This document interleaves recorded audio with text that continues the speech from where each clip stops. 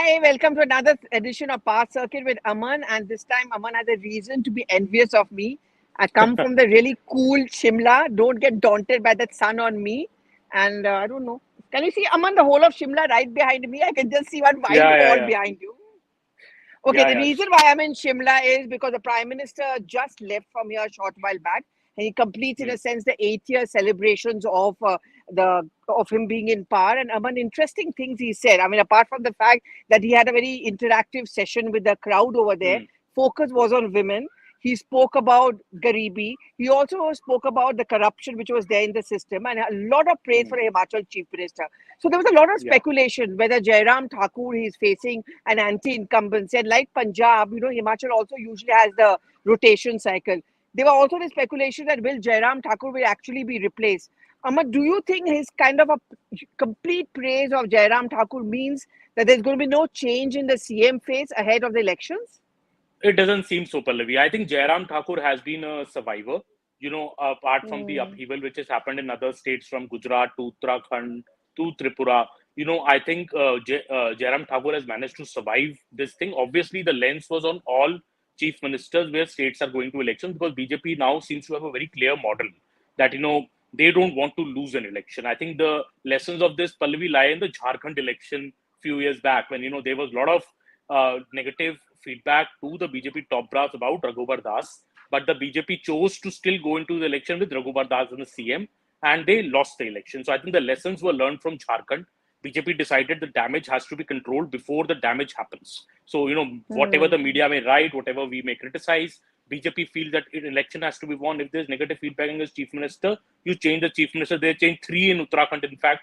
Then they changed the Gujarat chief minister. Then they changed the Karnataka chief minister. Now they changed Biplab Deb in Tripura. So clearly, Jairam Thakur seems a survivor here. I think also due to a lot of work happening in Himachal on the ground. I think Himachal is a good performer in many development schemes of the center. I think that is one reason. Also, his persona, very kind of a Yeah. down to earth person, affable person who is implementing what the central government wants to implement in Himachal, the various schemes, Swachh Bharat and everything. I think Himachal was the first to achieve all those ODF status and everything. So I think going into the Himachal elections, this PM visit also, I think Pallavi kicks off the Himachal election campaign of the BJP. Yes, So absolutely. And I mean, I can vouch for the fact that Himachal actually has seen a lot of good work. I mean, it's very yeah, green, considering the fact that it's packed with tourists, even at this point of time. It's managed mm, to maintain that greenery.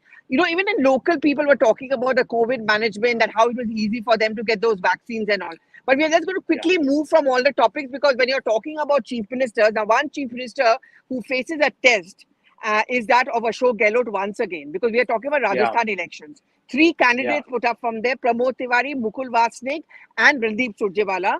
And Who now are truly suddenly you have Rajasthani, two. Pallavi, huh? Who are truly Huh? Rajasthani by blood, it seems. All your three candidates Yeah, from yeah. Congress candidates from All Rajasthan. three. Huh? That's also what we have discussed about. None of them are from Yeah, Rajasthan. And the worst part is, this is a poll-bound state. And this is something which the BJP has already made a point of.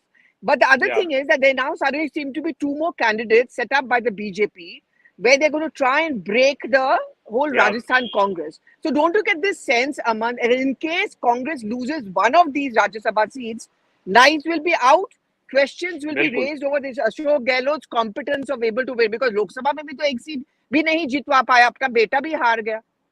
Absolutely. Actually, it will be a comment, Pallavi, if what BJP is trying, it's an audacious move by the BJP, and that is how the Yeah. party works. It But do tries you to, think that's the go reason? for the kill. That's the reason Yeah, they've yeah, done that this that to is the kill. show that Gehlot is. Absolutely. Absolutely. I think what Ah, Congress did, putting up three candidates like Pramod Tiwari, from UP, clearly it's also showing whoever has been close to the Gandhis got a ticket, in a Gandhi. way. If you see all so Pallavi, the Rajya Sabha picks of the Congress and of the BJP. The Congress picks are full of, people whom the Gandhis apparently wanted in the Rajya Sabha. It's more a case of who knows the Gandhis more. It seems like that at least. If you look at the BJP list, there are some notable omissions so far. There's Mukhtar Abbas Naqvi who's I was missing. coming to that. See you up. There's I was Zafar coming to that. Islam I who's want to missing. know Yeah. why. Why is it that Well, Mukhtar Abbas Naqvi has not been nominated? He's a minister. So क्या होता? 6 months he has, but still. yeah. Let's see what happens. I think also, I think the larger thinking in Pallavi also is to give newer people a chance in the Rajya Sabha, not to really repeat like 5 terms, 6 terms. People are continuing in the Rajya Sabha forever. So I think that is also a thinking. Prakash Javadekar, be it Ravi Shankar Prasad, be it now Mukhtar Abbas Naqvi. So not repeating these people in the in the Rajya Sabha also seems like a strategy on the part of the BJP. Also, we have the Rampur parliamentary election coming up from where Azam Khan resigned his seat. So and Mukhtar Abbas Naqvi comes from Rampur. So will the BJP put him up as a candidate on the Rampur Lok Sabha seat? And because that is a very prestigious seat for the BJP to defeat Azam Khan's clout in his home seat, and Possible. That's interesting.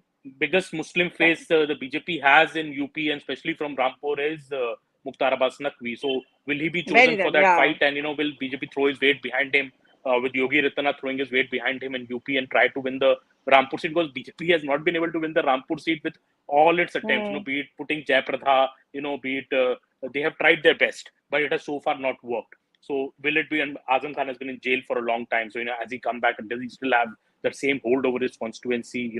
After spending almost 2 years in jail.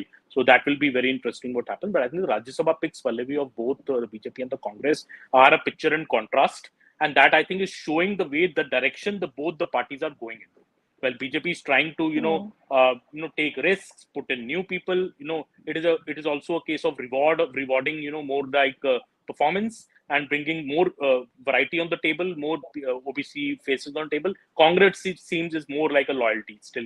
Whoever has been more loyal. So both of them reward. The BJP does it on the basis of merit. The Congress party does it on the basis of the loyalty factor. But it's a very excellent, guys, gossip item. Now, in case Mukhtar Abbas Naqvi indeed contests from Rampur, you know where you heard it first. Thanks to you, Aman. Chalo, I'll give you this round. But before we start wrapping up, something which we both feel very strongly about, because I remember when we were covering Punjab, you had insisted that I go to Mansa, I catch up with Sidhu Moosewala, and you wanted me to go and interview him. I'll not forget it. He comes on a tractor, very suave.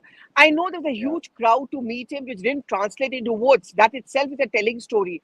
But I saw your piece, and I believe Bhagwan Man, who's otherwise pretty fond of you, he's a little upset with you and you rightly said the point. I mean, this raises question mark. Here you have a complete police in your hand, intelligence failure, law and order. You think this is going to have an impact on AAP when he's trying to make a footprint in other states and a national footprint? Exactly, Pallavi. See, Pallavi, law and order is going to be the biggest challenge for Bhagwant Mann. Punjab is a border state, and Punjab has these gang wars going on for a long time. Gangs are run from jail, gangs are run from abroad. There's a history of bloodshed in this state in this gang war. And this was something, which many had feared will happen. Even in the election campaign, we saw the BJP, the Congress raise that this government will struggle on the issue of law and order. There's an inexperienced chief minister, and whatever one may say, I think, Pallavi, about Captain Amrinder Singh, I was in Chandigarh for 3 days speaking to many leaders of various parties. Even BJP leaders conceded that they had their own differences with Captain, but Captain was strong on one thing. He was very strong on law and order maintenance. He did iron grip on the police apparatus in the state. That seems to be lacking in this case. And I think Pallavi, crime happens. Killings happen. They have happened in Punjab earlier also. But in this case, Sidhu Moosewala's case, the point that the government pruned his security and then went on to publicize it. That is the point which the government can't escape blame from. That was a horrible, callous poster. Yeah. And as one leader of the Congress told me that everything, हर चीज PR नहीं होती है. कि आपको हर चीज पे PR चाहिए और हर चीज पे आपको माइलेज चाहिए. सिक्योरिटी आपने किसी की विड्रॉ की है, उसको पब्लिसाइज करने की क्या जरूरत है? आपने विड्रॉ कर लिया.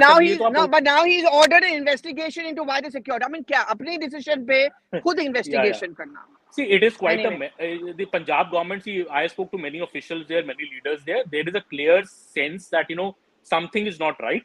Bhagwant Mann has a lot of work to do. Also, perhaps, Pallavi, I got also this sense that a less interference from Delhi, which is happening in his government, is also showing, because sometimes people are feeling that Bhagwant Mann is not able to take decisions on his own.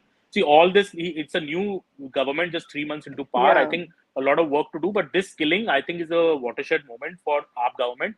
They need to pull up their socks. Otherwise, if more incidents like this happen, he might be in serious trouble, Pallavi. That's what I feel. Yes, and also Arvind Kejriwal, you're absolutely bang on. We're going to start packing up, but can you see the lovely Shimla behind me? I'm showing off, guys, big time. But before that, a little show off time also. We've got some excellent write-ups on 8 years of the Modi government, thanks to Aman and his team. The two ones which really stood out, which people are really talking about, is the one written by Amit Shah and Yogi Adityanath, the Uttar Pradesh Chief Minister.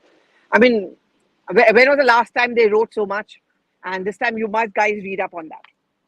Yeah, please read the piece. Yogi Adityanath's Chief Minister's piece is up today, and he's written a very nicely nuanced piece on the policies of Modi. And Mr. Amit Shah's piece went up yesterday. So please read it up on news18.com. And thank you so much for everybody for joining us today on our weekly Power Circuit I go chat. off to enjoy the remaining part of Shimla, but I'll see you when I come back to Delhi. Thank you guys so much for watching, and thanks, Aman, for joining.